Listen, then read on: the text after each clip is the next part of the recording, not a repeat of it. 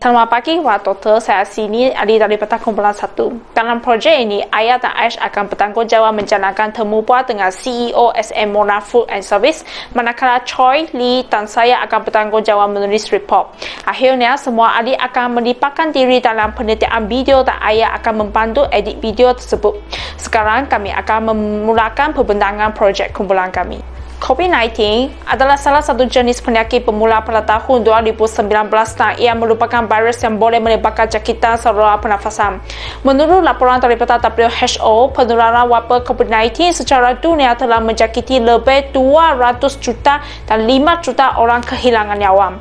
Daripada laporan tersebut, Amerika dan Eropa dijangka menghadapi situasi yang serius. Tanpa diduga, Malaysia dijangka mengalami peratusan kematian yang paling tinggi dalam Southeast Asia.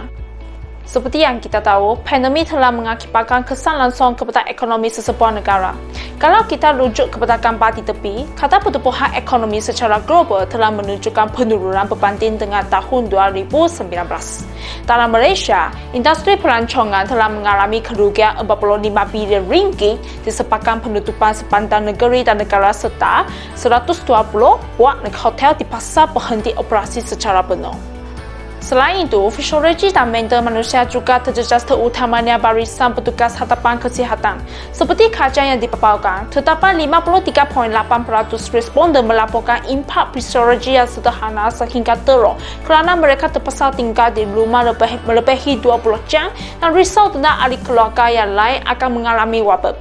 Dr. Nurul Nadia Ismail berkata, lebih 70,000 barisan petugas hadapan kesihatan dikesan berdepan berbagai gangguan emosi dan hampir 2,000 kaki tangan mampu menjalani saringan kesihatan mental sama ada secara dalam talian atau bersemuka.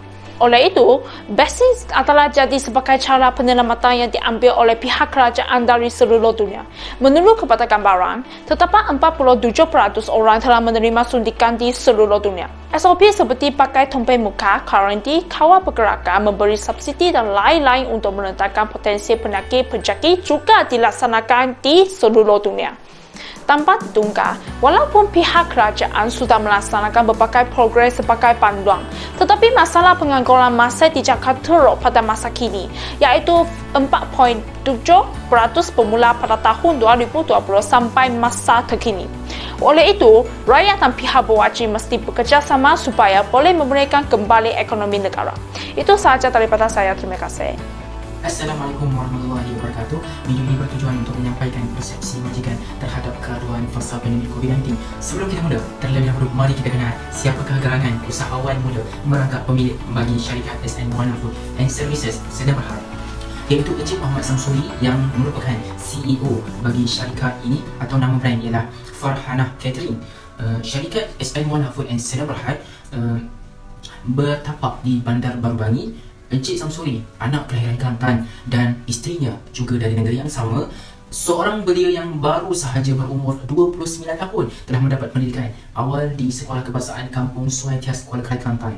Encik Samsuri merupakan pemegang diploma dalam jurusan Sains Komputer di Politeknik Sultan Zainal Abidin, Terengganu. Berikut merupakan pengalaman Encik Samsuri sebelum bergelar CEO bagi SM Mona Food and Services Sedang Berhad, iaitu pada tahun 2013 beliau telah bekerja selama setahun di Shimano Johor sebagai pembantu jurutera. Seterusnya pada tahun 2014 beliau mencampurkan diri dalam sektor kerajaan iaitu Badan Beruniform Jabatan Kastam Diraja Malaysia sehingga 2020 dan sekarang telah pun berpijak di kaki sendiri dengan berkat usaha dan konsisten tertubuhlah sebuah syarikat iaitu Farhanah Catering ataupun SM Mona Food and Services Sedang Berhad. Syarikat ini diasas pada tahun 2015 dan sampai sekarang sudah menjangkau usia yang ke-6 tahun syarikat itu bukan. Syarikat SM Mona Food Services and Sedang Berhad bertapak di Bandar Baru Bangi. Syarikat ini merupakan Sedang Berhad milikan tunggal Bumi Putra. Encik Samsuri merupakan seorang CEO, manakala founder bagi Farhanah Catering ialah Wan Farhanah, iaitu isteri beliau sendiri. Untuk makluman juga, sekarang syarikat ini memiliki pekerja seramai 22 orang, ia termasuk pelajar latihan industri seramai 10 orang dari semua bahagian iaitu catering, kanopi, dapur dan gerai. Seterusnya saya akan membincangkan impak COVID-19 terhadap majikan. Seperti yang diberitahu, aktiviti utama majikan ini ialah perkhidmatan catering. Jadi apabila PKP dilaksanakan dan sebarang majlis sosial dilarang, sumber pendapatan majikan terputus. Pada ketika itu, Encik Muhammad Samsuri mengkaji semula operasi perniagaan supaya dapat menyesuaikannya mengikut kesesuaian dan keadaan semasa. Beliau mengambil keputusan untuk mengubah modal perniagaan iaitu daripada perkhidmatan catering kepada penghantaran makanan. Dengan dapur dan tukang masak yang sedia ada, majikan hanya perlu menyediakan satu pasukan untuk menghantar makanan kepada pelanggan. Tindakan ini bukan sahaja dapat menyelamatkan perniagaan tetapi juga dapat membantu pekerja daripada kehilangan pekerjaan dan pendapatan. Pada tahun 2020, aktiviti syarikat kurang aktif tetapi syarikat Moana cepat melakukan perubahan dalam masa 2 bulan untuk memastikan syarikat mereka masih mampu beroperasi. SN Moana telah melakukan perubahan dari segi aktiviti bisnes mereka daripada catering kepada penghantaran makanan, pembungkusan makanan untuk kedai kahwin, restoran dan membuka gerai di tepi jalan. Syarikat SN Moana telah membuka peluang untuk ramai orang ketika pandemik COVID-19 untuk memesan makanan melalui apps seperti Foodpanda dan GrabFood. SN Moana juga mempunyai 4 pekerja yang menjadi runner untuk penghantaran makanan. Walaupun syarikat masih beroperasi, jumlah keuntungan syarikat menurun sebanyak 20% apabila mereka melakukan perubahan pada aktiviti bisnes syarikat. Sebagai usahawan, mereka peka dengan situasi semasa dan membuat perubahan dengan cepat. Kalau syarikat tidak bertindak dengan secepat yang mungkin, sesebuah syarikat boleh tutup atau gulung tikar.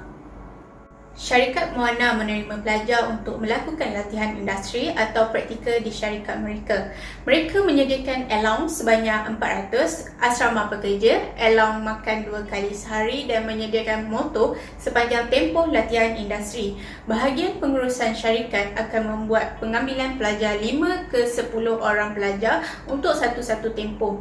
Kebanyakan pelajar yang syarikat ini telah terima ialah pelajar yang mengambil bidang kulinari. Menurut hasil temubual, kami mendapati bahawa 70% pekerja di majikan ini adalah pemegang ijazah. Jadi tentulah majikan ini akan ambil berat terhadap kualiti graduan. Namun begitu, pihak majikan tidak memandangkan graduan fasa pandemik COVID-19 adalah kurang berkualiti. Beliau juga menekankan bahawa majikan lebih mementingkan sikap seseorang individu daripada kemahirannya.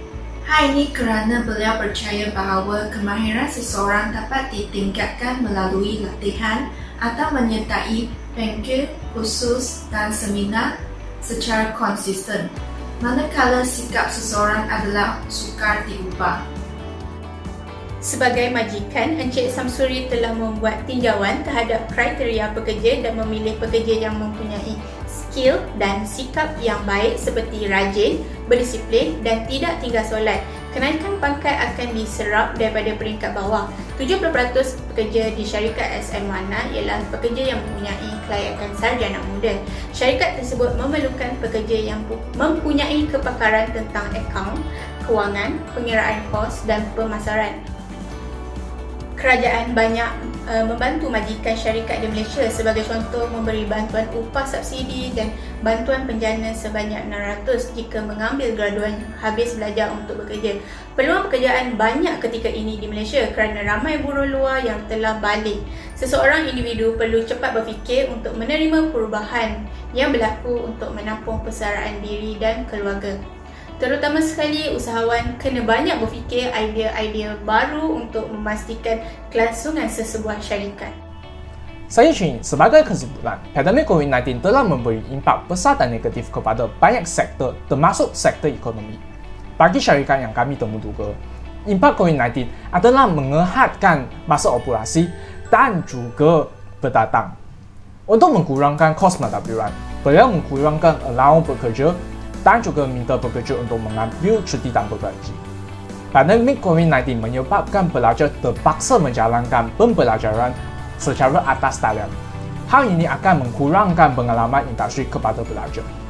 Walau bagaimanapun, syarikat tersebut lebih mementing kepada sikap pelajar semasa memilih pekerja. Akhirnya, pengajaran yang paling penting daripada syarikat tersebut ialah tak kira kita menghadapi apa-apa cabaran pun, yang paling penting ialah kita tahu adapt. Itu saja. Sekian, terima kasih.